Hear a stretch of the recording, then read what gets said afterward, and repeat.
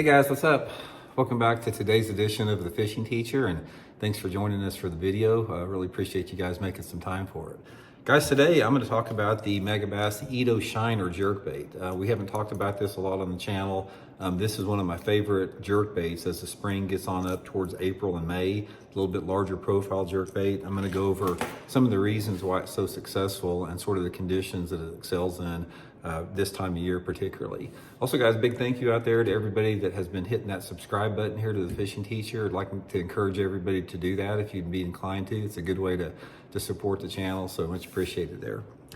Okay guys, you hear a lot about the Megabass Vision 110, but you don't hear as much about the Edo Shiner jerkbait made by Megabass. Now, the difference in this, guys, it's like if you've seen the Megabass X80, this is basically a larger version of it.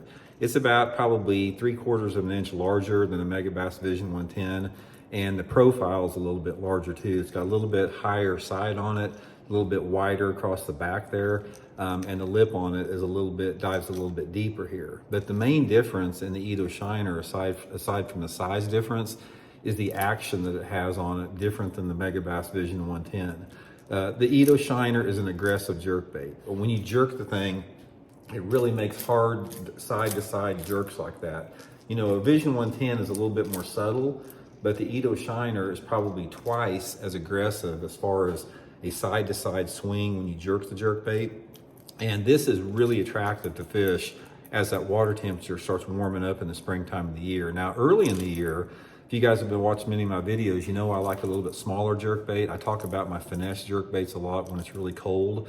But when you start to get towards late March, April, and into May, I always go upsize in my jerkbaits, and the Edo Shiner is one of my favorites. Also, guys, I'll put my Tackle Warehouse link in the description. If you guys want to pick up some Edo Shiners, you can get them through that link there. But here's what I look for. Aside from the fact that the mood and the personality of the bass makes this larger bait more aggressive action, more attractive to the fish, you have to fish it sort of in the right type of areas out there. Now, one of the big things with that I like the Edo Shiner for is when those bass are just beginning to get off the beds. Now, I know that bass are in different stages all the time. It's like there's always, in the springtime of the year, there's always going to be bass in the pre-spawn, spawn, and post-spawn stage at the same time. But once that water temperature starts getting up into the mid-60s, after it's been around 60 for a couple weeks, a lot of the fish have already spawned and they start to get into that early post-spawn phase. This is when the Edo Shiner works the best. Now, my favorite area for this by far is any type of bluff bank, or if you don't have a bluff bank on the lake you're fishing, the steepest bank in the lake. Grass lakes are different, obviously. You can still catch them over grass. But my number one structure is a bluff type bank. It doesn't have to be a vertical bluff, but I'm talking about some type of a steep drop off where the deep water is close by to it. These are some of the first places that bass will move to after they get done spawning, and they're also some of the later staging areas for pre-spawn bass. So what I like to do in it is I get on those steep banks and those bluffy type banks, and I make long parallel casts down the bluff in anywhere between, say, 3 to 15 foot of water, depending upon the water clarity. Generally, if the water visibility is, say, 2.5 to 4 feet or something like that, I'm trying to target sort of that 3 to 10 foot range. And if the water visibility is like clear, like over 4 or 5 foot in clarity, I'm trying to target sort of that 5 to maybe 20 foot range. So I'll position my boat in whatever depth that I think the fish are going to be in based upon the water clarity. And again, make long parallel casts down the bank. And with the Edo Shiner, you want to work it faster. You don't want to use the traditional jerk, jerk, pause, and let it sit. Jerk, jerk, pause. You want to keep it moving. So go jerk, jerk, jerk, maybe pause for a split second, like jerk, jerk, jerk, jerk, jerk, jerk, and keep it moving fast all the time.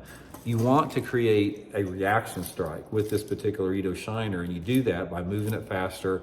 Don't let it stop quite as much. Now, I don't mean like reeling it real fast, but I'm just saying don't stop it for a long time. Keep it moving.